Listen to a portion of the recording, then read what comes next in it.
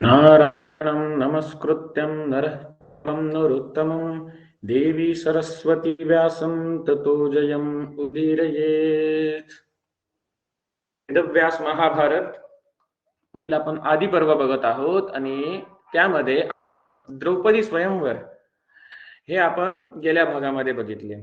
तर त्यामध्ये अर्जुन कशा झाला आणि द्रौपदीला प्राप्त केल्यानंतर तिथे जे काही युद्ध झालं, कारण पांडव ब्राह्मण वेशात होते आणि ब्राह्मण वेशात असल्यामुळे क्षत्रिय होते ते अत्यंत चिडले की जे आम्ही करू शकलो नाही ते हे ब्राह्मण करू शकले, म्हणून त्यांच्यामध्ये भांडणं झाली आणि त्यामध्ये पांडवांनी त्या क्षत्रियांना पराजित केलं. भीमाने तर शल्याला उचलून सुद्धा आपटलं आणि त्यावेळी कौरवांना समजलं की पांडव जिवंत आहेत आणि त्यावेळेला कौरव आणि तिथून जे पळाले आणि आपल्या वडिलांना येऊन सांगू लागले धृतराष्ट्राला काय की असं असं झालंय, पांडव आणि तिकडे जिवंत आहेत.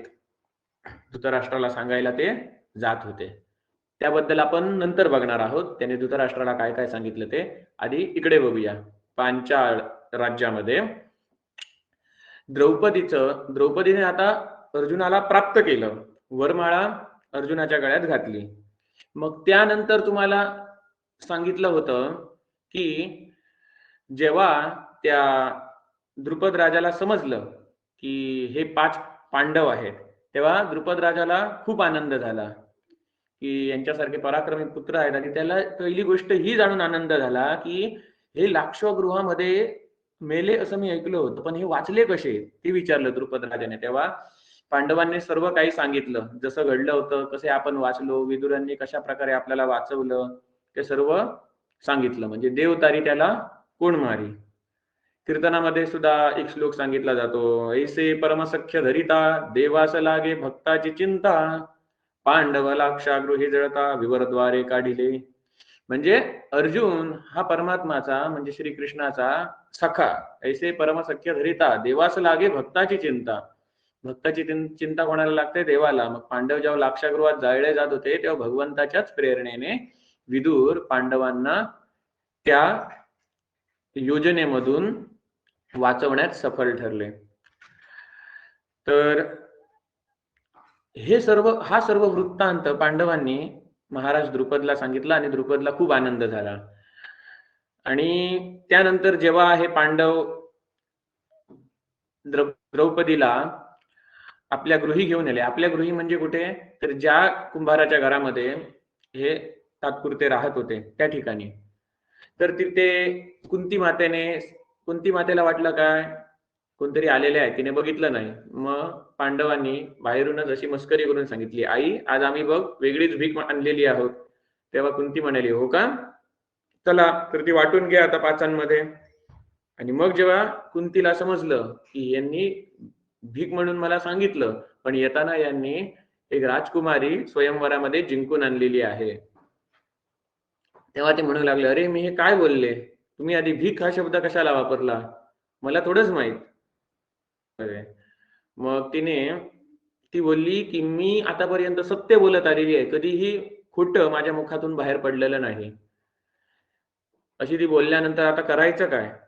मग ही बातमी जेव्हा द्रुपद राजाला समजली, द्रुपद राजा आणि त्याचा मुलगा धृष्टद्युम्न हे दोन्हीही तिथे आले आणि सांगितलं की पांडवांनी आता या कुंभाराच्या घरात राहायचं नाही, तर आमच्या राज्यात राहायचं कुंती मातेला घेऊन. कुठे? पांचाळ प्रदेशात. आणि त्या द्रुपद राजाने जेव्हा लाक्षागृहाचा प्रसंगातून पांडव कसे वाचले ते जेव्हा ऐकलं होतं, तेव्हा द्रुपद राजाने वचन दिलं होतं की काही काळजी करू नका, मी माझं सैन्य पणाशी लावून माझं सैन्य तुम्ही आणि आम्ही एक होऊन कुरुवंशीयांना आम्ही त्यांना कौरवांना पराजित करू आणि मी तुम्हाला तुमचं राज्य मिळवून देण्यात तुम्हाला मदत करेन, हेही वचन दिलं होतं. पण जेव्हा त्याला समजलं की ही जी माझी पुत्री आहे द्रौपदी ही 5 पतींमध्ये वाटली जाणार आहे, हे जेव्हा समजलं तेव्हा ते त्याला आवडलं नाही, हे त्याला पटलं नाही. आणि मग त्याने द्रुपद राजाने आणि धृष्टद्युम्नाने त्यांना बोलवून घेतलं, 5ही पांडवांना, कुंतीला, द्रौपदीला. आणि त्याच वेळे तिथे वेदव्यास मुनींचे आगमन झाले. आणि वेदव्यासांना तो द्रुपद म्हणू लागला की तुम्ही मला सांगा हे बरोबर आहे का? तर एक स्त्री ही एकच पुरुषाची पत्नी होऊ शकते. मग हा सिद्धांत आहे. मग हे यांनी जे काही ठरवलेले ते बरोबर कसे काय? असं वेदव्यासांना तो म्हणू लागला. तर वेदव्यास म्हणाले, तुम्ही आधी आपापली मते सांगा. तर द्रुपद आणि धृष्टद्युम्न हे एकाच पक्षातले होते. ते काय सांगत होते की नाही, हे आम्हाला बरोबर वाटत नाही. तर त्यानंतर वेदव्यासांनी जे कोणी मानत नव्हते, तयार नव्हते, त्यांना एका विशिष्ट अशा जशी आपण म्हणतो प्रायव्हेट मीटिंग, त्या पद्धतीने त्यांना अशा वेगळ्या ठिकाणी घेऊन गेले, एका वेगळ्या खोलीमध्ये घेऊन गेले आणि वेदव्यासांनी महाराज द्रुपदला दिव्य दृष्टी दिली आणि सांगितलं की मी आता तुला काय दाखवतो इथं बघ, मी तुला दिव्य दृष्टी दिलेली आहे. हे पाचही पांडव आहेत आणि ही द्रौपदी आहे. तिचा ती नक्की कोण आहेत, वास्तवात ती कोण आहेत? दिसतायत मानव शरीर धारण करून आलेले आहेत, पण हे वास्तवात कोण आहेत ते तुला माहिती नाहीये. मी तुला दिव्य दृष्टी देतोय, त्याद्वारे तुला ते समजेल.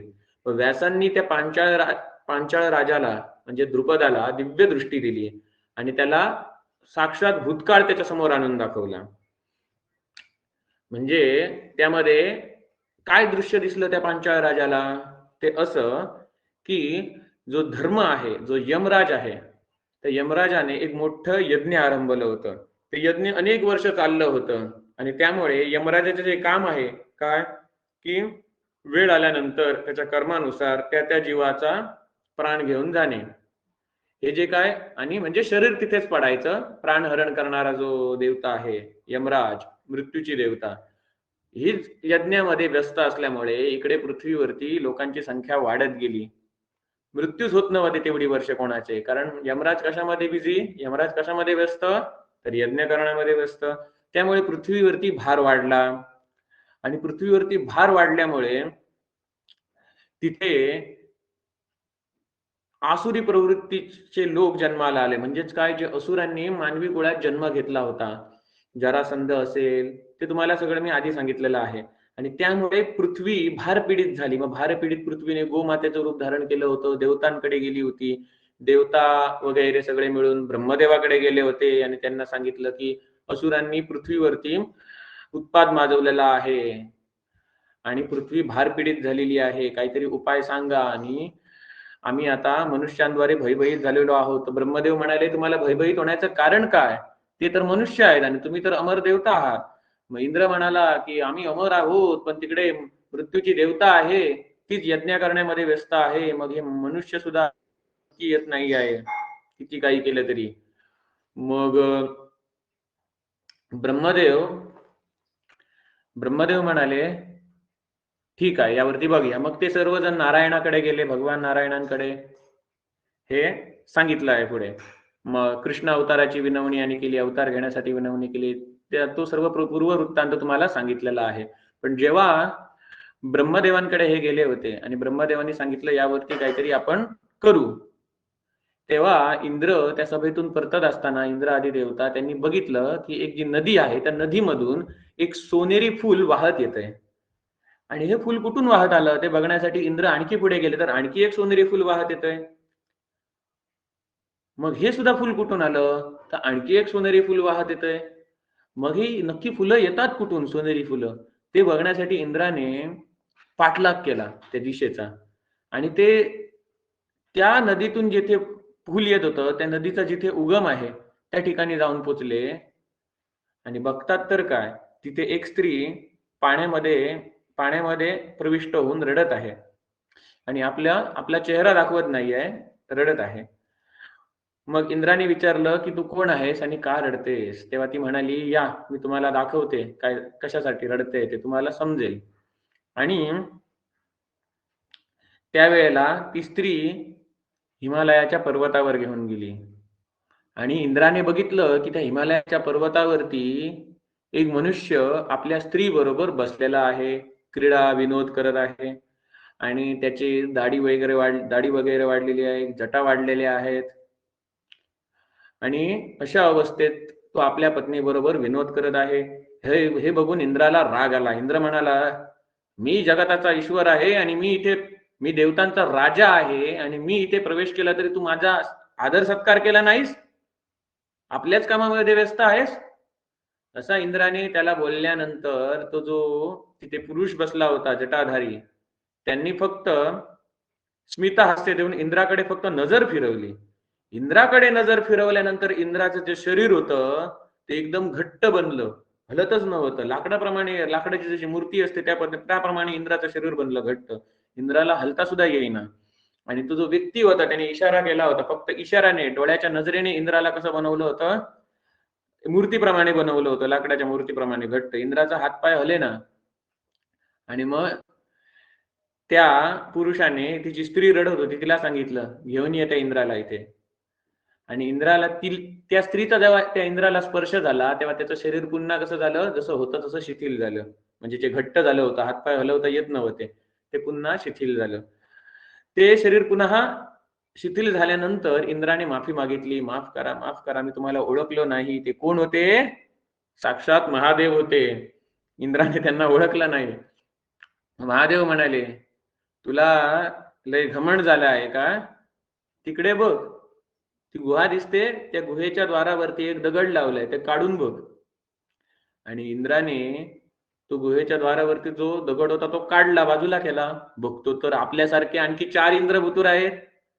इंद्र म्हणतो, आता मलाही यामध्ये बंद करून ठेवणार वाटतं.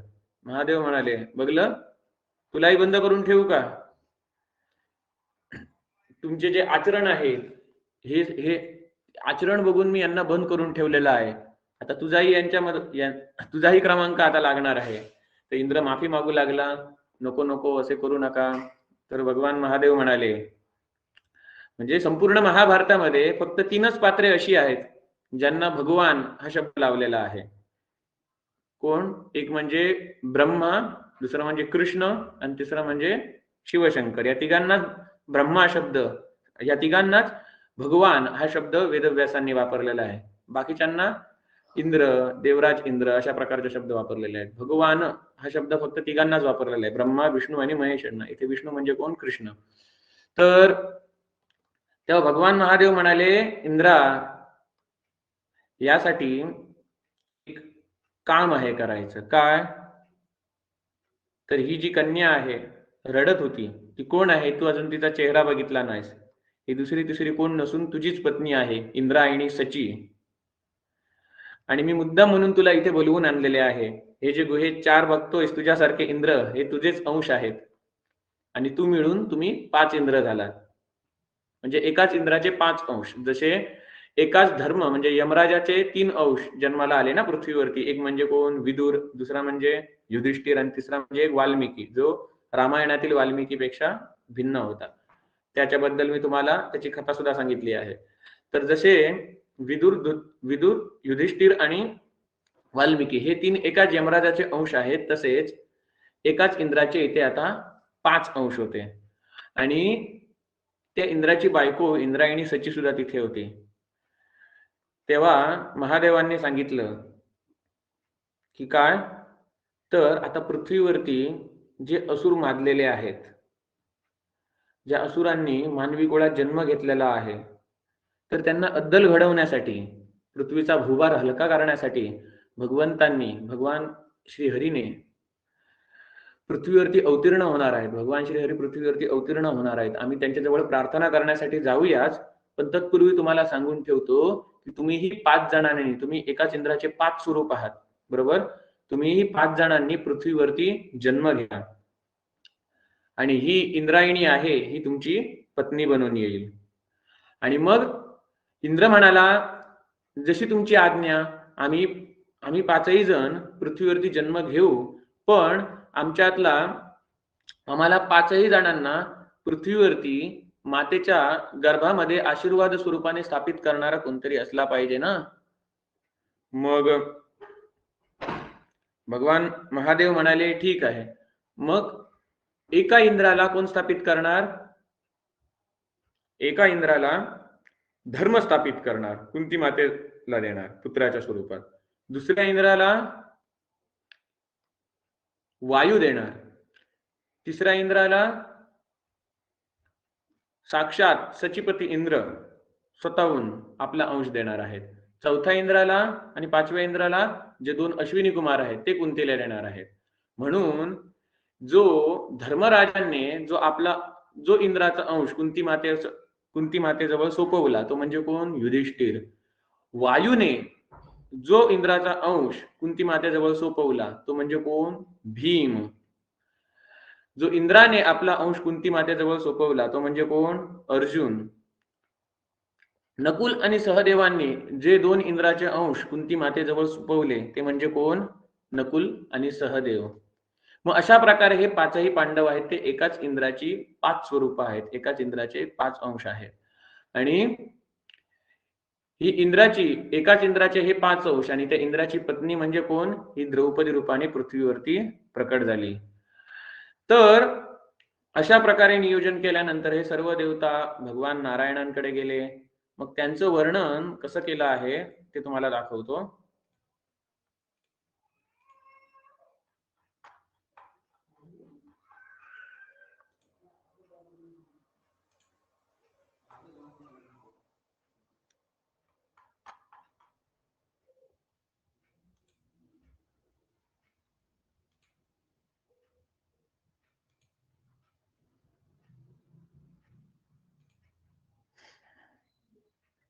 इथे तुम्ही बघू शकता की हे वेदव्यास आहेत ते महाराज द्रुपदला पाचही पांडवांचं स्वरूप दाखवत आहेत की ती एकच इंद्राची 5 अंश आहेत आणि ही द्रौपदी आहे ती इंद्रपत्नी सची आहे.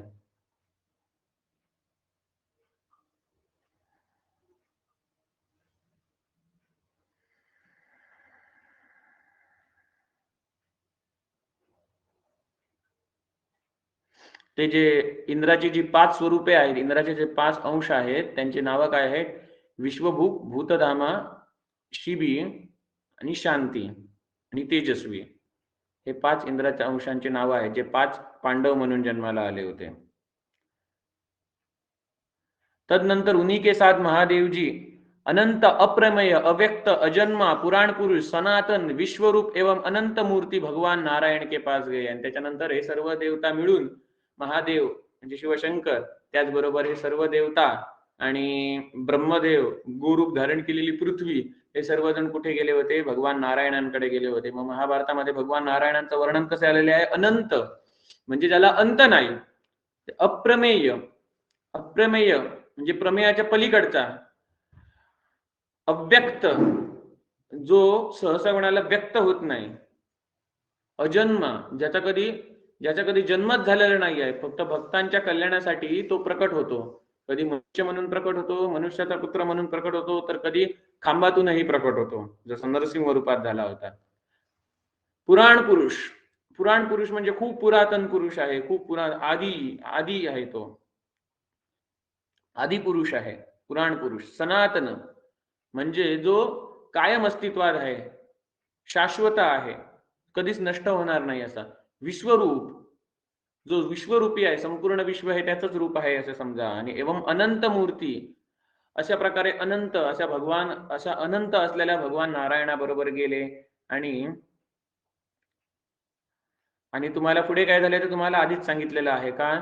भगवान नारायणांनी काय सांगितलं? त्यांना सांगितलं की बरोबर आहे, मी सुद्धा पृथ्वीवरती जन्म घेतो आणि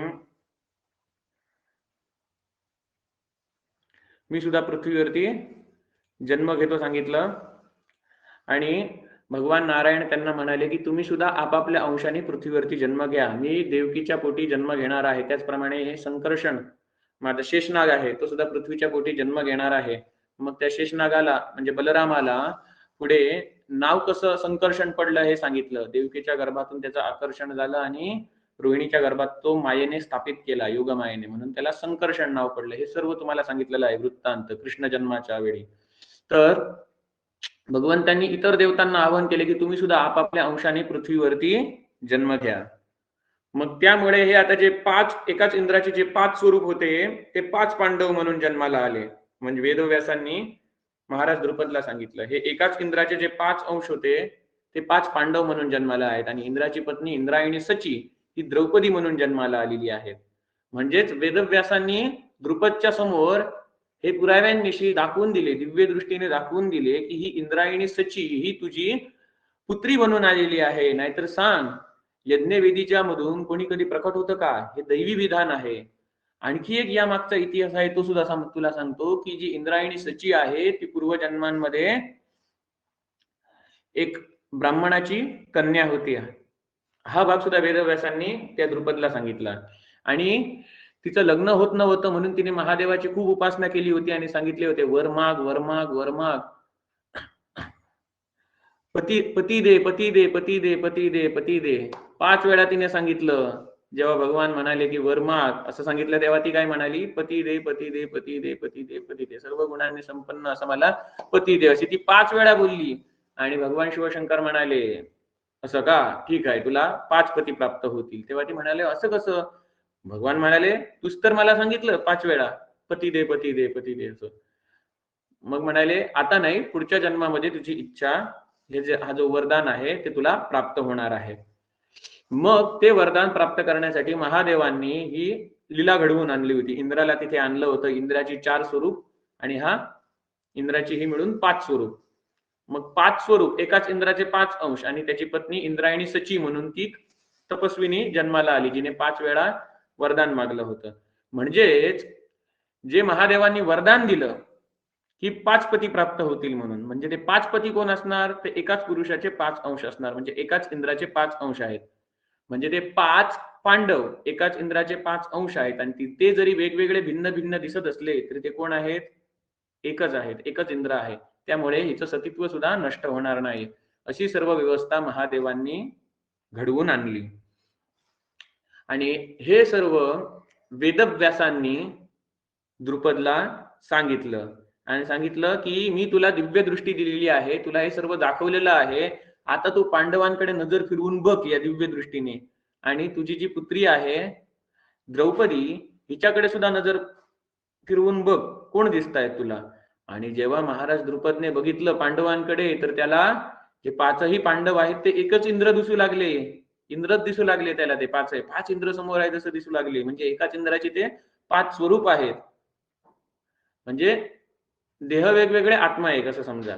आणि द्रौपदीकडे बघितलं तर ती इंद्राची पत्नी सची दिसू लागली, इंद्रपत्नी सची दिसू लागली. आणि महाराज द्रुपद होता, त्याने व्यासांचे पाय धरले आणि सांगितलं, बरं तुम्ही मला ही आठवण करून दिली, हे काही रहस्य मला माहीतच नव्हतं, तुमच्याकडे ही अलौकिक शक्ती आहे, यात आश्चर्य ते काय, तुम्ही हे सर्व शक्तींचे सर्व विद्यांचे जाणते आहात. आणि वेदव्यासांनी सांगितलं की हे बघ महाराज द्रुपद, मी तुला स्पष्टपणे दाखवून दिलेला आहे, भूतकाळात नेऊन दाखवून दिलेला आहे, भूतकाळ तुझ्या समोर करून दाखवून दिलेला आहे, त्याचप्रमाणे दिव्य दृष्टी देऊन सुद्धा दाखवून दिलेली आहे की ही जी तुझी कन्या आहे द्रौपदी, ही कोण आहे, सची आहे, इंद्रपत्नी सची आहे. आणि हे जे 5 पांडव आहेत ते त्याच इंद्राची 5 अंश आहेत, 5 स्वरूप आहेत, एकाच इंद्राची 5 रूप आहेत. त्यामुळे याच्यामध्ये काही तू गैर मानू नको, विधीचं विधान आहे. तेव्हा द्रुपद म्हणाला, हो महादेवांचं वरदान आहे, महादेवांचीच अशी इच्छा आहे, तर आम्ही काय करू शकतो, दैवाचे विधान आहे.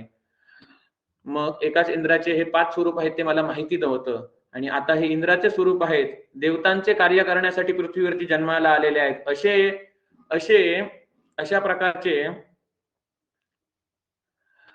प्रकारच्या व्यक्ती हे माझ्या नात्यामध्ये असणं हे माझं भाग्य आहे. आणि महाराज द्रुपदने मग या नात्याचा स्वीकार केला. आणि त्यानंतर वेदव्यास मुनी म्हणाले की चंद्र आहे तो पुष्य नक्षत्रामध्ये स्थित आहे, तर हा विवाहासाठी चांगला मुहूर्त आहे, तर विवाह करूया. मग सर्व जे विवाहासाठी सामान लागते ते सर्व मागवलं. आणि त्यामध्ये असा उल्लेख आलेला आहे की जेव्हा एका पांडुपुत्राबरोबर द्रौपदीचं हे कन्यादान व्हायचं, मग दुसऱ्या दिवशी जेव्हा दुसऱ्या पांडुपुत्रा बरोबर जेव्हा कन्यादान होणार होतं, त्यावेळेला ती द्रौपदी पुन्हा कन्या भावाला प्राप्त होत होती, असा सुद्धा उल्लेख आहे महाभारतामध्ये दिलेला. आणि द्रौपदीचं स्वयंवर झालं. आणि ही सर्व गोष्ट कुठे कोणाच्या कानी लागली, तिकडे हस्तिनापुरात ही गोष्ट कानी लागली. आणि तिथे विदुर आले, विदुर मस्करी करत आले आणि धृतराष्ट्राला सांगू लागले की अहो भाग्य, आमचं खूप मोठं भाग्य आहे, काय तर कुरुवंशाचा पुढे विस्तार होणार आहे, चांगलं भाग्य आहे. धृतराष्ट्राला वाटलं काय, हा माझा पुत्र दुर्योधन विजयी होऊन आला असं वाटतं. तो म्हणाला, धृतराष्ट्र म्हणाला, वा वा वा, चांगली बातमी आहे, चला चला द्रुपद सगळ्या सैनिकांना पाठवा, सेवकांना पाठवा, माझा पुत्र दुर्योधन आणि द्रौपदीला अलंकारांनी युक्त करा आणि तिचं स्वागत करून आमच्या हस्तिनापुरामध्ये घेऊन या. विदुर म्हणाले, ओ दुर्योधन नाही, पांडुपुत्र जिंकले आहेत स्वयंवरामध्ये आणि द्रौपदीने पांडुपुत्र अर्जुनाचं वरण केलेलं आहे. आता धृतराष्ट्राचा चेहरा उतरला, तरी पण हे असं कसं बोलणार म्हणून धृतराष्ट्र जरा नाटक करू लागला. हो का, खूप चांगली गोष्ट आहे, चांगली गोष्ट आहे, चांगली गोष्ट आहे म्हणू लागला. आणि विदुरांनी सांगितलं, अशा प्रकारे ही बातमी दिली. आणि आता पुढे करायचं काय हा प्रश्न होता. मग एक मी तुम्हाला महत्वाची गोष्ट सांगायला विसरलो आता सांगता सांगता, की वेदव्यासांनी जेव्हा द्रुपदला सर्व हकीकत त्याच्या डोळ्यासमोर दिव्य दृष्टी देऊन दाखवली, की ही जी द्रौपदी आहे ती इंद्रपत्नी सची आहे आणि हे जे 5 पांडव आहेत ते एकाच इंद्राचे 5 रूपे आहेत. मग त्यावेळेला वेदव्यास शेवटी द्रुपदला म्हणाले, श्रुत्वा राजन द्रुपदेष्टम कुरुष्व, श्रुत्वा राजन द्रुपदेष्ट कुरुष्व, म्हणजे महाराज द्रुपद, मी तुला आता जे काही सांगितलेलं आहे ते तू ऐकलं आहे, आता ते ऐकून झाल्यानंतर मी सर्व रहस्य तुला समजावले आहे, आता तुला जे इष्ट वाटेल ते कर. इष्ट कुरुष्व म्हणजे तुला यामध्ये इष्ट वाटेल ते कर, म्हणजे काय जोर जबरदस्ती केली नाही, तुला बाबा असं केलंच पाहिजे असं त्याने सांगितलं नाही आहे. त्यांनी काय सांगितलं, तुला जे इष्ट वाटेल ते कर. कुठे आहे,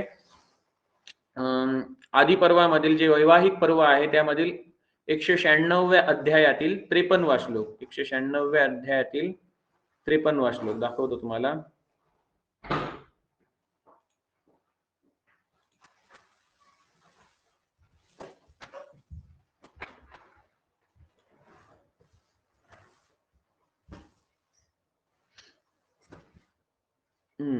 हा बघा, हे शेवटचं वाक्य, श्रुत्वा राजन द्रुपदेष्ट कुरुष्यः, यह सब सुनकर तुम्हें जो अच्छा लगे वह करो.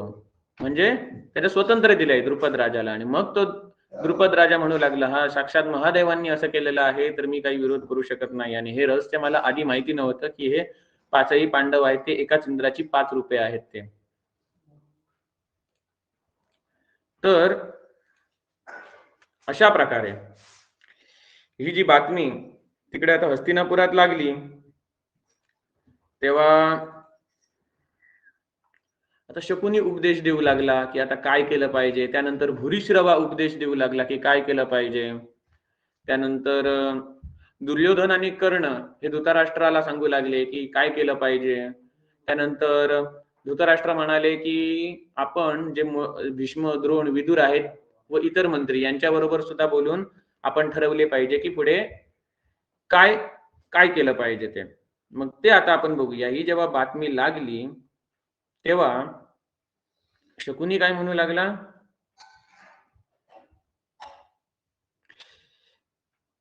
शकुनी काय म्हणू लागला ते सांगण्याच्या पूर्वी मी एक हे सांगतो की जेव्हा द्रौपदीला त्यानंतर कुंतीने पातिव्रत्याचा उपदेश केला होता, मग त्या पातिव्रत्याच्या उपदेशातला एक महत्वाचा एक श्लोक आहे, तो फक्त तुम्हाला सांगतो. आणि तिकडे मग काय चर्चा झाली हस्तिनापूरमध्ये ती नंतर सांगतो. ही कोण, कुंती सांगू लागली, बेटी जैसे इंद्रायणी इंद्र में, स्वाहा अग्नि में, रोहिणी चंद्रमा में, दमयंती नल राजा में, भद्रा कुबेर में, अरुंधति वशिष्ठ में तथा लक्ष्मी भगवान नारायण में भक्ति भाव एवं प्रेम रखती है, उसी प्रकार तुम भी अपने पतियों में अनुरक्त रहो. म्हणजे तिला खूप आशीर्वाद देऊ लागली ती आणि तिला पातिव्रत्याचा तिने उपदेश केला. त्यानंतर भगवान कृष्णांनी आता भेट वस्तू म्हणून काय काय दिले पांडवांना तो सुद्धा उल्लेख इथे आलेला आहे. जन्मेजय, वैशंपायन जन्मेजयला सांगता, जन्मेजय तदनंतर विवाह हो जाने पर पांडवों के लिए भगवान श्री कृष्ण ने वैदुर्य मणि जटित सोने के बहुत से आभूषण, बहुमूल्य वस्त्र, अनेक देशों के बने हुए कोमल स्पर्श वाले कंबल, सुंदर रत्न, शय्याएं, आसन, भांति भांति के बड़े बड़े वाहन तथा वैदुर्य और वज्रमणि हिरे से खचित सैकडो बर्तन भेट के तौर पर भेजे, म्हणजे अशी भांडी ज्यामध्ये वैदुर्य होते, वज्रमणी होते, वज्रमणी म्हणजे हिरे लावलेले होते, अशी भरपूर भांडी दिली। रूप यौवन और चातुर्य आदि गुणों से संपन्न तथा वस्त्राभूषणों से अलंकृत अनेक देशों की सजी ध्वजी बहुत सी सुंदरी सेविकाएं भी समर्पित कर ली, दास दासी दिले।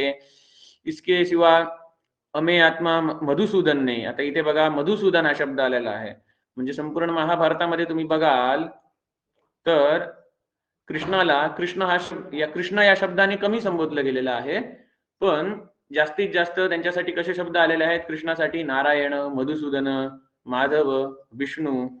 म्हणजे सांगायचा उद्देश कसा की हा जो आहे कृष्ण तो सामान्य पुरुष नसून साक्षात परमात्मा अमेय आत्मा जो अव्यय आहे, सनातन पुरुष आहे, पुराण पुरुष आहे, तो परमात्मा म्हणजेच कृष्ण रूपाने पृथ्वीवरती नांदत आहे, हे व्यासांना दाखवून द्यायचं आहे. म्हणून ते मधुसूदन सारखे शब्द वापरलेले, म्हणजे मधु दैत्याचा ज्याने वध केला तो विष्णू, त्या विष्णूने पांडवांना हे या भेट वस्तू दिल्या असं सांगायचं आहे. म्हणजे मधु दैत्याचा वध करणारा कोण? मधुसूदन म्हणजे कोण? विष्णू. तोच आता कृष्ण बनून पृथ्वीवरती आलाय असं दाखवून द्यायचं आहे व्यासांना. म्हणून ते मधुसूदन, जनार्दन असे शब्द वापरतात कृष्ण हा शब्द वापरण्याऐवजी। इसके सिवा अमेय आत्मा मधुसूदन ने सुशिक्षित और वश में रहने वाली अच्छे जाति के हाथी, गहनों से सजे हुए उत्तम घोड़े, चमकते हुए सोने के पत्रों से सुशोभित और सदे हुए घोड़ों से युक्त बहुत से सुंदर रथ, करोड़ों स्वर्ण मुद्राएं तथा पंक्ति में रखी हुई सुवर्ण की ढेरिया उनके लिए भेजी थी। धर्मराज युधिष्ठिर ने अत्यंत प्रसन्न होकर भगवान श्री कृष्ण की प्रसन्नता के लिए वो सारा उपहार ग्रहण कर लिया। मग ही सगळी बातमी तिकडे लागल्यानंतर काय काय चाललं तर शकुनी उपदेश देऊ लागला। शकुनी म्हणू लागला, अरे काय रे आता आपण काय करायचं? तर शकुनी म्हणतोय, आता वेदव्यास महाभारतामध्ये शकुनीचा हा पहिला डायलॉग आहे। संसार में कोई शत्रु तो ऐसा होता है जिसे सब प्रकार से दुर्बल कर देना उचित है। असे काही शत्रू असतात त्यांना सर्व प्रकारे दुर्बल करून टाकायचं असतं। दुसऱ्या प्रकारचे असे असतात की त्यांना सतत पीडा द्यायची असते। परंतु हे जे कुंतीचे पुत्र आहेत हे तर समस्त क्षत्रियांसाठी संपूर्ण समूळ नष्ट करून देण्याचे योग्य आहेत, माझे हेच मत आहे यांच्याबद्दल, शकुनी सांगू लागला। आणि असे शकुनी आपल्या कूटनीतीचे उपदेश करू लागला। म्हणजे पांडवांना मुळासहित विनष्ट करण्यासाठी आमच्याकडे जे जे काही उपाय असतील सगळे देश काल उपस्थित, पांडवों को जड़ मूल्य सहित विनष्ट करने के लिए हमारे सामने यही उपयुक्त देश और काल उपस्थित है। यदि आप लोग ऐसा नहीं करेंगे तो संसार में उपहास के पात्र होंगे।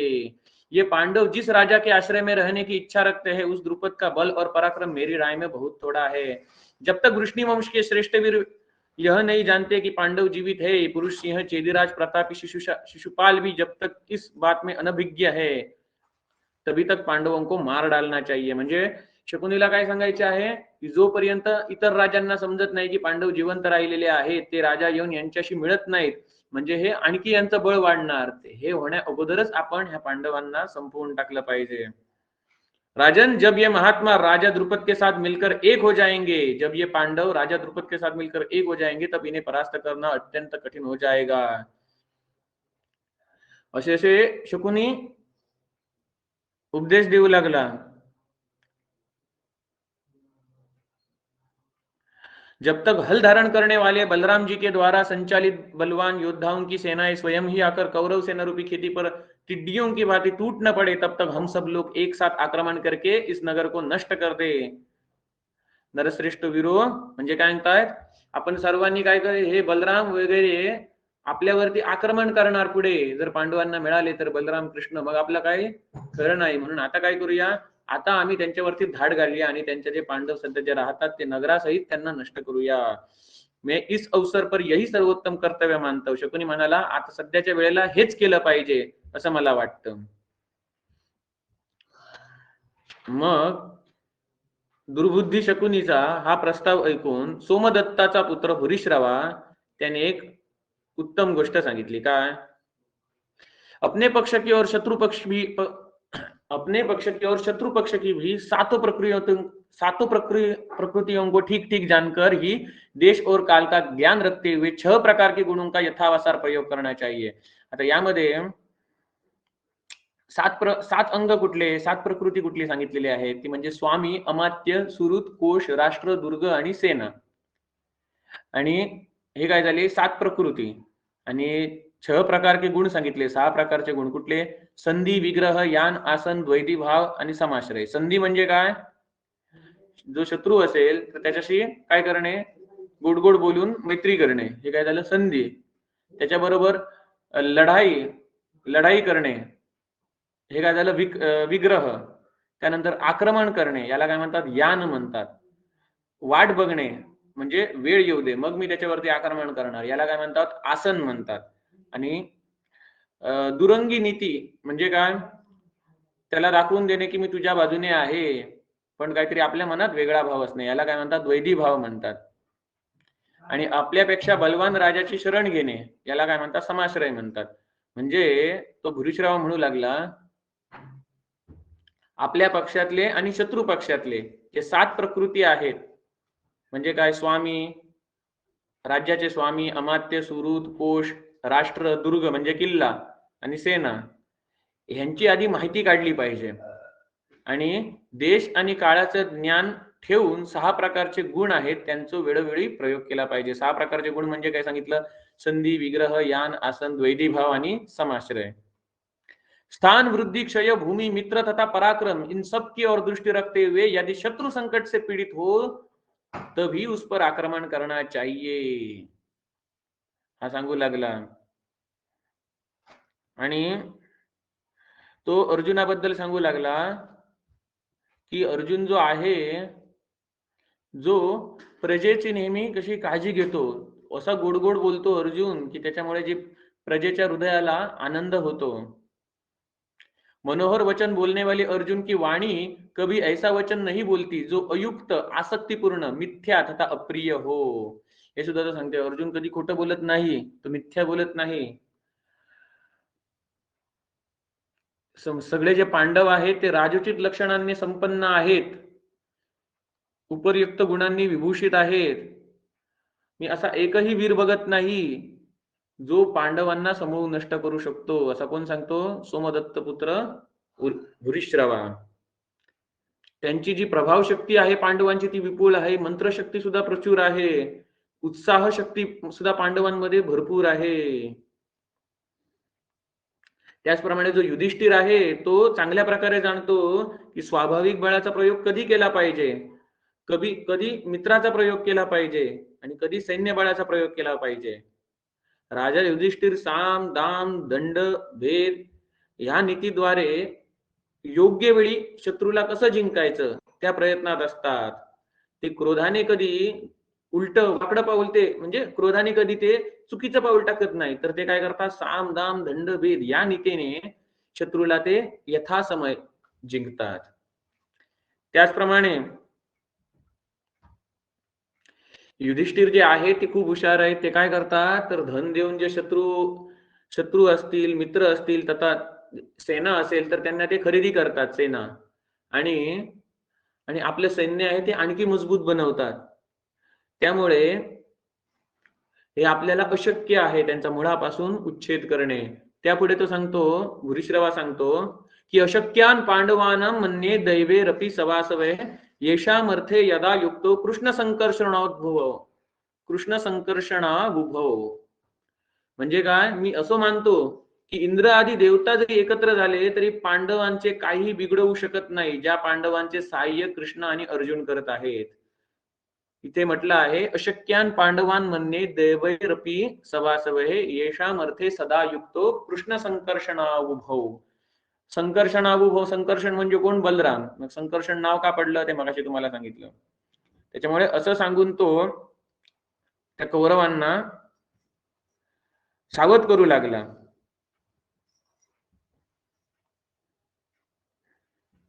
मग हे सर्व ऐकून घेतले धृतराष्ट्राने आणि त्यानंतर तिकडून कोण आले, विदुर आले. विदुरांनी त्यांना सगळी काही सांगितलं की असं असं झालेलं आहे, तर काय करायचं ते बघा तुम्हीच. आणि विदुर तिथून बाहेर पडले. आणि विदुर बाहेर पडल्यानंतर त्या ठिकाणी कोण आले? दुर्योधन आणि कर्ण आले. आणि ते म्हणू लागले, धृतराष्ट्र, महाराज धृतराष्ट्र, तुम्हाला आम्हाला एक गोष्ट सांगायची होती. आता विदुर पुढ्यात होते म्हणून आम्ही सांगितली नाही, ते आता गेले म्हणून आम्ही तुम्हाला सांगतो. का? तो दुर्योधन आता सांगू लागला, आता आपण काय करूया की काहीही करून या पांडवांमध्ये फूट पडली पाहिजे, असं काहीतरी आपण करूया. किंवा कुंती पुत्रांमध्ये आणि माद्री पुत्रांमध्ये फूट पडली पाहिजे, असं काहीतरी करूया. किंवा ही जी द्रौपदी आहे तिचं पांडवांवरचं प्रेम आहे ते नष्ट झालं पाहिजे, असं काहीतरी आपण करूया. किंवा हा जो द्रुपद आहे तो काही करून युधिष्ठिराचा आणि पांडवांचा त्याग करील, असं काहीतरी आपण करूया. असे काही एक्सपर्ट्स बनवूया, त्यांना पैसे देऊया आणि यांच्यामध्ये असं काहीतरी भांडणं होतील, असं काहीतरी मुद्दाम आपण घडवून आणूया.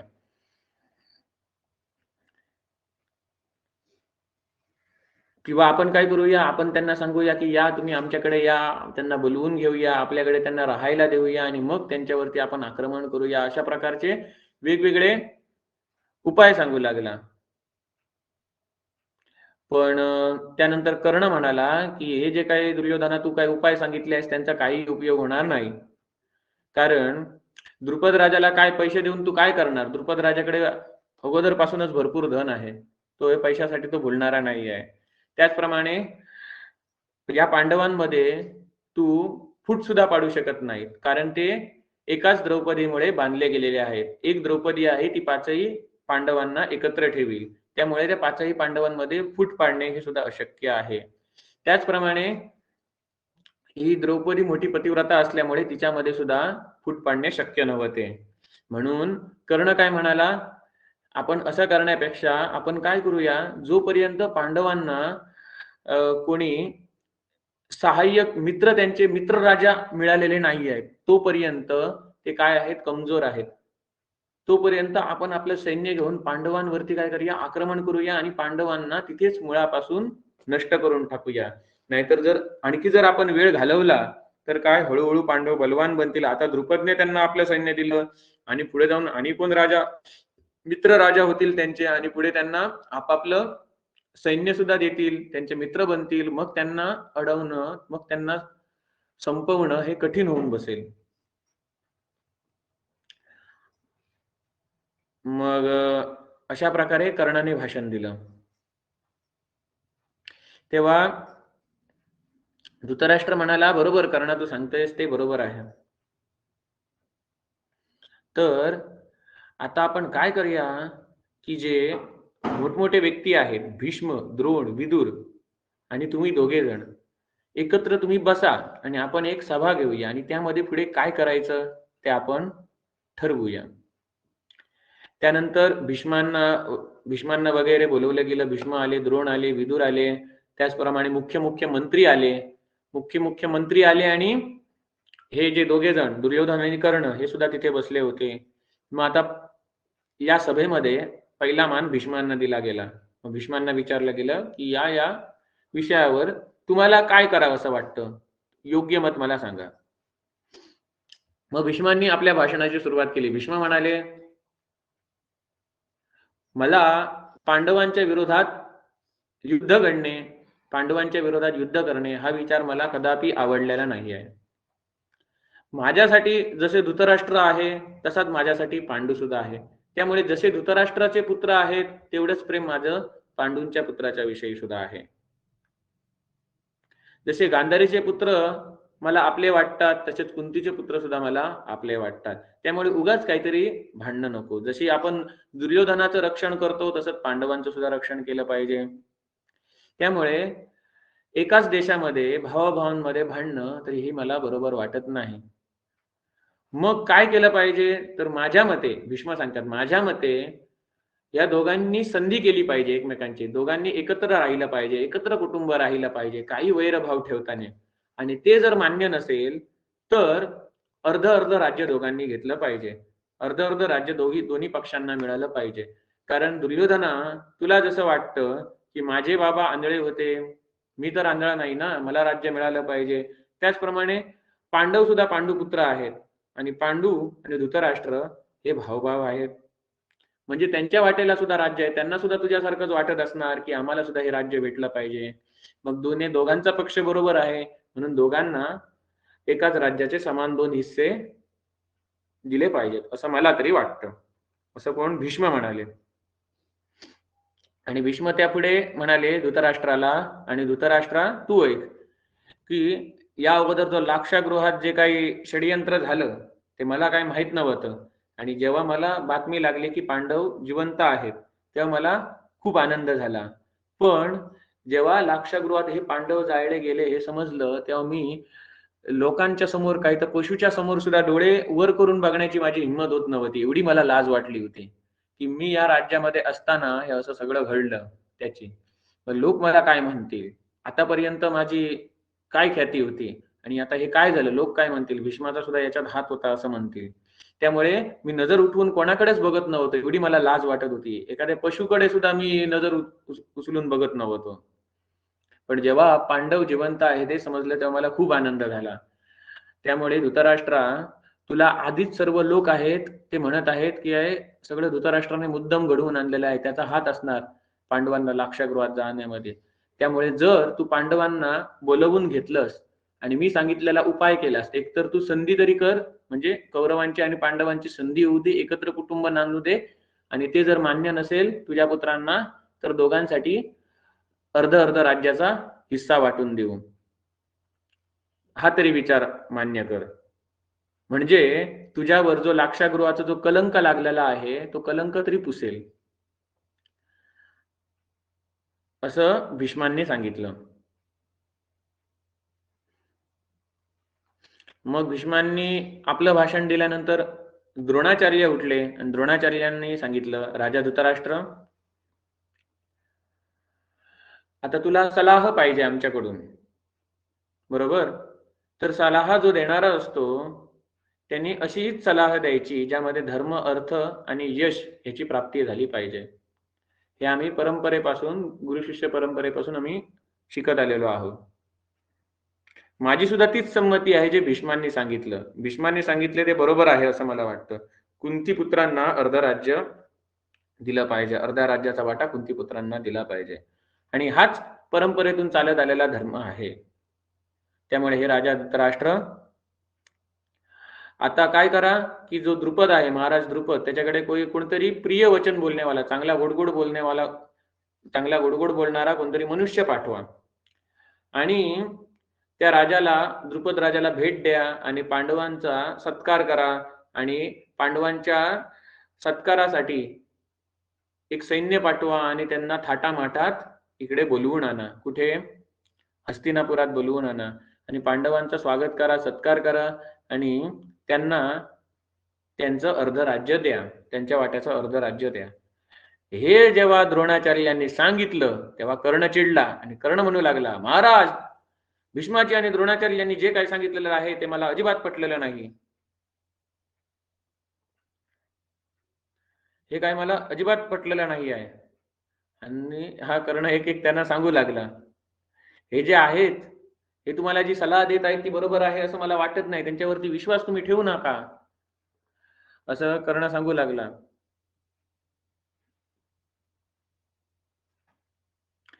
आणि पुढे काय कर्ण म्हणाला, कर्णाने एक उपाख्यान सांगितलं. त्यावेळेला कर्णाने एक उपाख्यान सांगितलं की मनुष्य बुद्धिमान हो या मूर्ख, बालक हो या वृद्ध, तथा सहायकों के साथ हो या असहाय, व दैव योग से सर्वत्र सब कुछ पा लेता है. मग तो म्हणतो की काय घाबरायची गरज नाही, जर नशिबात आहे तर तुम्हाला मिळेल, उगाच माघार घेऊ नका. पांडवांना इथे स्वागत सत्कार कशाला कशाला आणायचं. मग कर्णाने एक उपाख्यान सांगितलं आहे. सुना है कि पहले राजगृह में अंबुविच नाम से प्रसिद्ध एक राजा करते थे. म्हणजे तो राजा होता जो मगध वंशातील राजांपैकी होता, आणि तो राजा जसं आपण हे म्हणतो पॅरालिसिस म्हणतो त्या पद्धतीने त्याची हालत झाली होती, आणि तो एक त्याला रोग झाला होता. तो रोग होता तो श्वासाचा रोग होता, त्यामुळे तो फक्त मोठे मोठ्याने फक्त श्वासच घेऊ शकत होता. बाकीचे त्याचे जे अंग होतं ते बाकीचे अवयव त्याचे कार्य करत नव्हते. पण त्याचा एक जो मंत्री होता त्याला ते राज्य प्राप्त करायचं होतं. त्या मंत्रीचं नाव काय होतं? महाकर्णी. आणि तो राजाकडे बसून राहायचा. त्याच्याकडे सर्व सैनिकांचा नियंत्रण असायचं. सर्व सैनिकांचा जो कंट्रोल आहे तो त्याच्याकडे असायचा. तो आपल्याला मोठा मानायचा राजापेक्षा आणि राजाची अवहेलना करायचा. मग राजासाठी जे काही रत्न, धन, ऐश्वर्य असेल तर त्याला तो स्वतः भोगायचा. पण हे सर्व मिळून सुद्धा त्या लोभीचा लोभ अत्यंत वाढतच गेला आणि सगळ्या गोष्टी प्राप्त करून सुद्धा, उपभोगून सुद्धा त्याला काही तो राज्य हडपू शकला नाही. म्हणजे तो राजा होता, तो इंद्रियांच्या शक्तीने रहित होता, तरी पण त्याच्या हाताखालचा जो मंत्री होता तो राज्य प्राप्त करू शकला नाही. म्हणजे काय, त्याचं नशिबात असलं तर त्याला मिळालंच असतं. जर त्याच्या नशिबात आहे त्यालाच मिळणार, हे कर्णाला सांगायचं होतं. राजा का राजत्व भाग्य से ही सुरक्षित था, उनके प्रयत्न से नहीं, अतः भाग्य से बढ़कर दूसरा सहारा क्या हो सकता है। महाराज, यदि आपके भाग्य में सदा बधा होगा तो सब लोगों को देखते देखते वह निश्चय ही आपके पास रहेगा, और यदि भाग्य में राज्य का विधान नहीं है तो आप प्रयत्न करके भी उसे नहीं पा सकेंगे। राजन, आप समझदार है, अतः आप इस प्रकार विचार करके अपने मंत्रियों की साधुता और असाधुता को समझ लीजिए। किसने दूषित हृदय से सलाह दी और किसने दोष शून्य हृदय से, इसे भी जान लेना चाहिए। कर्ण म्हणाला, महाराज धृतराष्ट्र यांचे काय ऐकू नका, तुम्हाला समजलं पाहिजे तुमच्या बाजूने कोण बोलत आहे, शत्रूच्या बाजूने कोण बोलत आहे, कोणी चांगली दिलेली आहे सलाह आणि कोणी दूषित सलाह दिलेली आहे, तुम्हाला माहिती असलं पाहिजे। हे ऐकल्यानंतर द्रोण कर्णाला ओरडले, अरे दुष्टा, द्रोण म्हणतात कर्णाला, अरे दुष्टा, अरे तू काय हे बोलतोयस, तू काय बोलतोयस ते मला माहिती आहे, कारण तू लहान असल्यापासून त्या अर्जुनाला जळत आलेला आहेस, त्यामुळे तुला मी जे काही सांगतोय ते हिताची गोष्ट जरी असली तरी ती तुला त्यामध्ये दोषच दिसणार, असं द्रोणाचार्य सांगू लागले। अरे कर्ण, मी कुरुकुलाचं हित होण्यासाठी, कुरुकुलाचा पुढे विनाश होऊ नये म्हणून मी आता सांगतोय की पुढे जाऊन मोठं युद्ध होऊ नये, या पांडवांमध्ये एकत्र नांदले पाहिजे। जर एकत्र नांदत नसतील कौरव पांडवांबरोबर तर पांडवांच्या हिश्श्याला अर्ध राज्य द्या, म्हणजे पुढे जे काही होणार आहे युद्ध ते टाळता येईल। मग अशा प्रकारे कुरुकुळाची वृद्धी होईल, नाश होणार नाही। मग म्हणजे कुरुकुळाच्या हिताचं मी सांगतो आणि तू याला दोषयुक्त मानतोस, तर तूच सांग काय करून या कौरवांचं हित होणार आहे। त्यामुळे मी जी अत्यंत हिताची बात सांगतोय आणि त्याच्या विरुद्ध मी जे काही कौरवांच्या हिताची गोष्ट सांगतोय, सल्ला देतोय, त्याच्या विरुद्ध जर काही केलं गेलं तर कौरवांचा शीघ्र नाश होईल, असे माझे मत आहे, असे द्रोणाचार्य म्हणाले। त्यानंतर विदुर म्हणाले की हा, भीष्म आणि द्रोण सांगतायत ते बरोबर आहे। विदुर जी बोले, राजन, आपके बांधवों का यह कर्तव्य है कि वे आपको संदेह रहित हित की बात बताए, परंतु आप सुनना नहीं चाहते, इसलिए आपके भीतर उनकी कही हुई हित की बात भी ठहर नहीं पा रही है। इथे विदुराने मात्र जे काही सांगितलेलं आहे ते लक्षात घेण्यासारखं आहे। काय की आपले जे हितैषी आहेत त्यांचं कर्तव्य आहे की संदेह रहित होऊन हे द्रोणाचार्य आणि भीष्म काय सांगतायत ते तुम्हाला प्रामाणिकपणे ऐकून घेतलं पाहिजे आणि त्यानुसार वागलं पाहिजे, कारण हे तुमचे हितैषी आहेत। तुमचा वंश पुढे वाढावा अशी यांची इच्छा आहे, तुमच्या वंशाचा नाश होता नाही अशी यांची इच्छा आहे, पण तुम्ही ऐकूनच घ्यायला तर तयार नाही आहात। ऐकूनच जर घ्यायला तयार नसाल तर कसं काय तुम्हाला रुजणार हे जे काही सांगतायत ते। राजन, कुरुश्रेष्ठ शंतनु नंदन भीष्म ने आपसे प्रिय और हित की बात कही है, परंतु आप उसे ग्रहण नहीं कर रहे। इस प्रकार आचार्य द्रोण ने अनेक प्रकार से आपके लिए उत्तम हित की बात बताई है, किंतु राधानंदन कर्ण उसे आपके लिए हितकर नहीं मानते। म्हणजे भीष्मांनी द्रोणांनी जे काही सांगितलेलं आहे ते तुमच्यासाठी हितकरच आहे, बरोबर आहे, तुमच्या हिताचे आहे, परंतु हा राधानंदन कर्ण आहे तो त्याला हिताची गोष्ट मानत नहीं। महाराज, मैं बहुत सोचने विचारने पर भी आपके किसी ऐसे परम सुहृदय व्यक्ति को नहीं देखता जो इन दोनों वीर महापुरुषों से बुद्धी या विचार शक्ती में अधिक हो। विदुर म्हणतात की माझ्या बघण्यात भीष्म आणि द्रोण यांच्यापेक्षा बुद्धिमान व्यक्ती आपल्या या सभेमध्ये कोणी नाही आहे, त्यामुळे यांची जी विचारशक्ती आहे भीष्मांची आणि द्रोणांची, यांच्यापेक्षा आणखी हुशार असणारे, यांच्यापेक्षा जास्त विचारशक्ती असणारे आणि इथे कोण नाही. त्यामुळे हे दोघ जण जे काही सांगतायत ते आम्हाला ऐकलं पाहिजे. अवस्था, बुद्धी, शास्त्रज्ञान या सगळ्या बाबतीत कोण आहेत? भीष्म आणि द्रोण अतुलनीय आहेत त्या सभेमध्ये. आणि त्याचप्रमाणे हे दोघे जण काय, भीष्म आणि द्रोण कौरव आणि पांडवांमध्ये समान भाव राखतात. भरतवंशी नरेश, ये दोनों धर्म और सत्यवादिता में दशरथ नंदन श्री राम तथा राजा गय से भी कम नहीं है. हे दोघे जण आहेत भीष्म, पितामह भीष्म आणि गुरु द्रोणाचार्य. हे सत्यवादी दशरथ नंदन श्री राम आणि राजा गय यांच्यापेक्षा काही कमी नाहीये. सत्यवादी आहेत त्यांच्याप्रमाणे. मेरा यह कथन सर्वथा संशय रहित है. काहीही तुम्ही संशय घेऊ नका. मी जे काही सांगतोय त्यावरती तुम्ही काही संशय घेऊ नका. हे प्रभू श्री रामांची उपमा दिलेली आहे विदुराने. उन्होंने आपके सामने कोई ऐसी बात नहीं कही होगी जो आपके लिए अनिष्टकारक सिद्ध हुई हो तथा इनके द्वारा आपका कुछ अपकार हुआ हो, ऐसा भी देखने में नहीं आता. म्हणजे ह्या दोघांनी, भीष्म आणि द्रोणाचार्यांनी आतापर्यंत कधीच तुमचं वाईट होणार असं काही त्यांनी सांगितलेलं नाहीये. त्यांनी जे काही सांगितलेलं आहे त्याच्यावरून तुमचं हितच झालेलं आहे, तुमचं चांगलंच झालेलं आहे. आपने भी इनका कोई अपराध नहीं किया है, फिर ये दोनों सत्य पराक्रमी पुरुष सिंह आपको हितकारक सलाह न दे, यह कैसे हो सकता है. तुम्ही सुद्धा या दोघांचं कधी काही वाईट केलेलं नाही आहे. तर हे जे दोघे आहेत विदुर आणि हे दोघे आहेत कोण, भीष्म आणि द्रोण, हे तुम्हाला अहिताची गोष्ट का बरे सांगतील. नरेश्वर धृतराष्ट्र, ये दोनों इस लोक में नरश्रेष्ठ और बुद्धिमान है, अतः आपके लिए कोई भी कुटिलतापूर्वक बात नहीं करेंगे. हे काही तुमच्याशी कपट करणार नाहीत, कुटिलतापूर्वक काही व्यवहार करणार नाहीत. हे दोघे जण द्रोण आणि भीष्म हे नरश्रेष्ठ आणि बुद्धिमान आहेत, पुरुष श्रेष्ठ आहेत, बुद्धिमान आहेत. त्यामुळे माझा हा निश्चित विचार आहे की हे दोन्ही धर्म जाणणारे महापुरुष स्वार्थासाठी हे पक्षपाती बनणार नाहीत. म्हणजे जसे म्हणतो पार्शलिटी वाले म्हणतो तसे हे पार्शलिटी वाले नाहीत, पक्षपाती नाहीत. एका पक्षाला लाभ पोहोचवणारे, दुसऱ्या पक्षाला हानी पोहोचवणारे असे हे दोघे जण नाही आहेत. ही दोघांचं हे उद्धार करणारे आहेत. म्हणजे यांची हे जे काही सांगतायत ते आपल्याला ऐकलं पाहिजे. भारत म्हणजे काय, भरत वंशात जन्मलेला धृतराष्ट्र, इन्होंने जो संपत्ति दी है इसी को मैं आपके लिए परम कल्याणकारक मानता हूँ. इन्होंने जो सम्मति दी है, संपत्ति चुकून शब्द वाचला मैं, इन्होंने जो सम्मति दी है इसी को मैं आपके लिए परम कल्याणकारक मानता हूँ. महाराज, जैसे दुर्योधन आदि आपके पुत्र है वैसे भी पांडव भी आपके पुत्र है, इसमें संशय नहीं है. इस बात को न जानने वाले कुछ मंत्री आदि आपको पांडवों के अहित की सलाह दे तो यह कहना पड़ेगा कि वे मंत्री लोग आपका कल्याण किस बात में है ये विशेष रूप से नहीं देख पाते. राजन, यदि आपके हृदय में अपने पुत्रों पर विशेष पक्षपात है तो आपके भीतर के छिपे हुए भाव को बाहर सबके सामने प्रकट करने वाले लोग निश्चय ही आपका भला नहीं कर सकते. जसं थोडक्यात त्यांनी सांगितलं की भीष्म आणि द्रोण हे सांगतात ते तुमच्या भल्यासाठी आहे आणि यांना जे विरोध करत आहेत त्यांना हे माहिती नाही आहे की यांना भीष्म आणि द्रोणा जे सांगतायत त्याचा जर विरोध केला आणि आपल्या मताप्रमाणे काहीतरी केलं तर त्याचे पुढे जाऊन महाभयंकर परिणाम होणार आहे.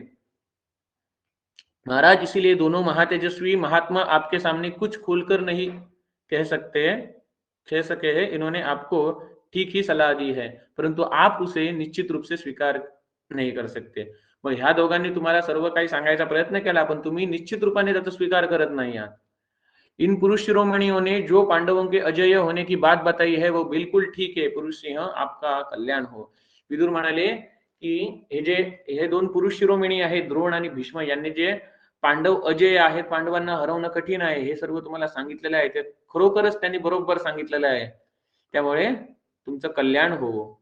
राजन, दाएं बाएं दोनों हाथों से बाण चलाने वाले श्रीमान पांडुकुमार धनंजय साक्षात इंद्र भी युद्ध में कैसे जीत सकते. म्हणजे धनंजयाला जो दोन्ही हातांनी, म्हणजे उजव्या हाताने सुद्धा बाण मारतो आणि डाव्या हाताने सुद्धा धनुष्य बाण चालवतो, दोन्ही हातांनी तो धनुष्य बाण चालवू शकतो. मग अशा अर्जुनाला इंद्र सुद्धा युद्धामध्ये जिंकू शकत नाही. 10,000 हाथियों के समान महान बलवान महावो भीमसेन को युद्ध में देवता भी कैसे जीत सकते हैं? इस प्रकार जो जीवित रहना चाहता है उसके द्वारा युद्ध में निपुण तथा यमराज के पुत्रों की भांति भयंकर दोनों भाई नकुल और सहदेव कैसे जीते जा सकते हैं? जिन ज्येष्ठ पांडव युधिष्ठिर में धैर्य, दया, क्षमा, सत्य और पराक्रम आदि गुण नित्य निवास करते हैं, उन्हें रणभूमि में कैसे हराया जा सकता है? युधिष्ठिरचं वर्णन बघा कसं केलंय हा. हे जे काही त्याच्याकडे गुण होते त्यामुळे तो सशरीर स्वर्गात जाऊ शकला. धैर्य, दया, क्षमा, सत्य आणि पराक्रम हे गुण नित्य निवास करत होते युधिष्ठिर मध्ये. बलराम जी जिनके पक्षपाती है, भगवान श्री कृष्ण जिनके सलाहकार है तथा जिनके पक्ष में सात्यकी जैसा वीर है, वे पांडव युद्ध में किसे नहीं परास्त करेंगे? द्रुपद जिनके स्वसुर है, स्वसुर म्हणजे सासरा, द्रुपद ज्यांचा सासरा आहे, त्याचबरोबर धृष्टद्युम्न सारखे त्याचे पुत्र आहेत, वीर भ्राता जिनके साले है, धृष्टद्युम्नासारखे जे आहेत, जे ज्यांचे कोण मेवणे आहेत, अशा पांडवांना कसं काय हरवलं जाऊ शकतं? हे सर्व जाणून तुम्ही काय ते आता योग्य तो निर्णय घेतला पाहिजे. पहले उनके पिता का राज्य होने के कारण वे ही धर्मपूर्वक इस राज्य के उत्तराधिकारी है, इस बात की ओर ध्यान देकर आप उनके साथ उत्तम वर्ताव कीजिए. म्हणजे धृतराष्ट्राला सांगितलं की पांडू हे राज्य सांभाळत होता, तो वनामध्ये गेला होता, त्यावेळेला तुम्हाला तात्पुरतं सांभाळण्यासाठी दिलं होतं. म्हणजे हे राज्य आहे, त्याचे उत्तराधिकारी खरे कोण आहेत? पांडवच आहेत. ही गोष्ट तुम्ही विसरू नका. हे जाणून त्यांच्याबरोबर तुम्ही चांगला व्यवहार करा, चांगला वर्ताव करा, चांगली वागणूक ठेवा. राजन, पुरोचन के हाथों जो कुछ कराया गया उससे आपका बहुत बड़ा अपयश और सब और फैल गया है. अपने उस कलंक को आज आप पांडवों पर अनुग्रह करके धो डालिये. म्हणजे काय? पुरोचनला पुढे करून तुम्ही जे काय लाक्षागृहाला आग लावण्याचा प्रयत्न केला होता, त्यामुळे तुम्हाला जो कलंक लागलेला आहे, लोक तुम्हाला पापी समजतात, त्यामुळे तुमचं जे यश पसरण्याऐवजी तुमचं अपयश पसरलेलं आहे, त्यामुळे तुम्हाला लागलेलं कलंक तुम्हाला जर धुवून टाकायचं असेल तर आताच्या आता काय करा? पांडवांवरती कृपा करा आणि त्यांना आश्रय द्या. पांडवों पर किया हुआ यह अनुग्रह हमारे कुल के सभी लोगों के जीवन का रक्षक, परम हितकारक और संपूर्ण क्षत्रिय जाती का अभ्युदय करने वाला है. पांडवांना जर तुम्ही अनुग्रह दिला तर तुमचा कलंक लागलेला आहे तो सुद्धा धुवून जाईल आणि त्याचबरोबर सगळ्या लोकांचं जे जीवन आहे त्याचं रक्षण होईल, त्यामधून परम हितकारक असेल हे, आणि संपूर्ण क्षत्रिय जातीचा अभ्युदय होईल. नाहीतर मोठं युद्ध होऊन क्षत्रिय जातीचा नाश होऊ शकतो. राजन, द्रुपद भी बहुत बड़े अच्छे राजा है और पहले हमारे साथ उनका वैर भी हो चुका है, अतः मित्र के रूप में उनका संग्रह हमारे अपने पक्ष की वृद्धि का कारण होगा. आणि हे राजा धृतराष्ट्र, आणखी एक मी तुला सांगतो की हे जे द्रुपद आहेत हे सुद्धा खूप मोठा राजा आहे, आणि तो जर आम्ही पांडवांचा स्वीकार केला तर द्रुपद सुद्धा आम्हाला युद्धामध्ये मदत करणार, तो आमचा मित्र बनणार. मग आपल्या राज्यासाठी आणखी काय चांगलं पाहिजे? आणि आपले जे राज्य आहे ती आणखी वृद्धिंगत होणार. पृथ्वी पते यदुवंशियों की संख्या बहुत है और वे बलवान भी है. जिस ओर श्री कृष्ण रहेंगे उधर ही वे सभी रहेंगे, इसीलिए जिस पक्ष में श्री कृष्ण होगे उसी पक्ष की विजय अवश्य होगी. यतः कृष्णस्ततो जय म्हटलं जातं होता. हा श्लोक आहे 26वा श्लोक. अध्याय क्रमांक सांगतो, अध्याय क्रमांक 204, आदि पर्वणी मधला अध्याय क्रमांक 204 मधला 26वा श्लोक. बलवंतस्य दाशार्ह बहवश्य विशांपते यतः कृष्णस्ततः सर्वे यतः कृष्णस्ततो जयः. यदुवंशीयांची संख्या भरपूर आहे आणि ते बलवान सुद्धा आहे. ज्या ठिकाणी कृष्ण राहतील त्याच पक्षामध्ये, ज्या पक्षात कृष्ण राहतील त्याच पक्षामध्ये सगळे यदुवंशी राहतील, आणि त्यामुळे ज्या पक्षात कृष्ण असतील त्या पक्षात अवश्य विजय होणार, त्याच पक्षाची विजय होणार. महाराज, जो कार्य शांतिपूर्वक समझाने बुझाने से ही सिद्ध हो सकता है उसी को कौन दैव का मारा हुआ मनुष्य युद्ध के द्वारा सिद्ध कर पाएगा. त्यामुळे शांतपणे समजूत घालून जे कार्य सिद्ध होऊ शकते त्या कार्याला कोण मूर्ख मनुष्य युद्ध करून सिद्ध करायचा प्रयत्न करणार. कुंती के पुत्रों को जीवित सुनकर नगर और जनपद के सभी लोग उन्हें देखने के लिए अत्यंत उत्सुक हो रहे हैं. राजन, उन सबका प्रिय कीजिए. आता पांडव जिवंत आहेत, ही वार्ता सगळीकडे पसरलेली आहे, लाक्षागृहातून त्यांचा जीव वाचलेला आहे, ही वार्ता सगळीकडे पसरलेली आहे. त्यामुळे काय केलं पाहिजे? तुम्ही पांडवांचा स्वीकार केला पाहिजे. सगळी लोक वाट बघत आहे, हस्तिनापूरची सगळी प्रजा वाट बघत आहे की कधी पांडव येतात आपल्या राज्यामध्ये. कारण जेव्हा पांडव लाक्षागृहात वारणावरत यात्रेला जायला निघाले होते तेव्हा त्यांच्या पाठीमागून सर्व प्रजा येत होती, आणि जाऊ नका सांगत होती. ते वेळेला त्यांनी प्रजेने पांडवांना शेवटचं बघितलेलं आहे. मग आता ते उत्सुक झाले आहेत, पांडव जिवंत आहेत, लाक्षागृहात ते मृत पावले नाहीत, मग त्यांचे स्वागत करण्यासाठी प्रजा उत्सुक आहे. दुर्योधन, कर्ण आणि सुबलपुत्र शकुनी ये अधर्म पारायण, खोटी बुद्धी वाले और मूर्ख है, अतः इनका कहना न मानिये. आता विदुर सांगतो, जे साक्षात धर्माचं स्वरूप आहे, काय म्हणतो? दुर्योधनश्च कर्णश्च शकुनिश्चापि सौबलः, दुर्योधनश्च कर्णश्च शकुनिश्चापि सौबलः अधर्मयुक्ता दुष्प्रज्ञा. अधर्मयुक्ता आहे ते चौघे जण, दुर्योधन, कर्ण, शकुनी, सौबल म्हणजे सुबतपुत्र. हे जे तिघे जण आहेत ते अधर्मी आहेत, अधर्मयुक्त आहे. दुर्योधन, कर्ण आणि शकुनी. अधर्मयुक्ता दुष्प्रज्ञा, यांची जी प्रज्ञा आहे, बुद्धी आहे, ती कशी आहे? दूषित आहे. अधर्मयुक्ता दुष्प्रज्ञा बाला मैषा वचकृथा. दुर्योधन, कर्ण और सुबलपुत्र शकुनी ये अधर्म पारायण, खोटी बुद्धी वाले और मूर्ख है, अतः इनका कहना न मानिये. यांचं काय ऐकत बसू नका तुम्ही. गोपाळ, आप गुणवान हे, धृतराष्ट्रांना सांगतात विदुर की तुम्ही गुणवान आहात.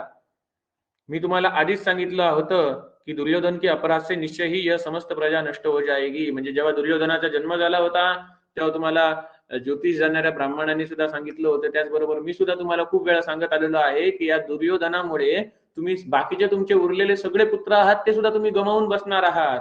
समस्त प्रजा नष्ट होऊ शकते या दुर्योधनाच्या अपराधामुळे. त्यामुळे तुम्ही गुणवान आहात, तुम्ही योग्य तो निर्णय घ्या. मग विदुरांनी आपलं मत समजावून सांगितलं. एवढं सगळं सांगितल्यानंतर धृतराष्ट्र विचार करू लागला, काय करायचं. दुर्योधन आणि कर्ण सांगतायत, शकुनी सांगतायत की पांडवांना मारून टाका, युद्ध करून, काही करून पांडवांना मारून टाका. आणि इकडे द्रोण, विदुर, भीष्म यांसारखे जे मोठे मोठे अनुभवी व्यक्ती आहेत ते काय सांगतात की पांडवांना मारणं योग्य नाही, तर पांडवांबरोबर संधी करा, पांडवांचं सत्कारपूर्वक इथे बोलू, जेणेकरून तुम्हाला जो काही कलंक लागलाय लाक्षागृहाच्या प्रसंगामुळे तो कलंक धुतला. आणि कलंक धुतल्या गेल्यानंतर पांडव राहिल्या द्या, एकत्र कौरव पांडवांना नांदू. आणि जर त्यांना हे मान्य नसेल तर पांडवांना अर्धराज्य द्या आणि कौरवांना अर्धराज्य द्या. अशा प्रकारे तर पुढे जो महाभयंकर नाश होऊ शकतो युद्धामध्ये तो थांबवला जाईल. म्हणजे दोघांमध्ये युद्ध होणार नाही आणि दोघांचाही वंश पुढे पुढे वाढत जाईल. युद्ध टाळण्यासाठी आम्ही हे तुम्हाला हितकारक सांगत आहोत, असे भीष्म, द्रोण, विदुर म्हणू लागले. पुढे धृतराष्ट्राने काय केलं? पांडवांबरोबर युद्ध करायचं ठरवलं की पांडवांचं स्वागत करून त्यांना आपल्या पुत्रांबरोबर बांधायला किंवा त्यांना अर्ध अर्ध राज्य द्यायचं ठरवलं. ते आपण पुढच्या भागामध्ये बघू. रामकृष्ण हरी.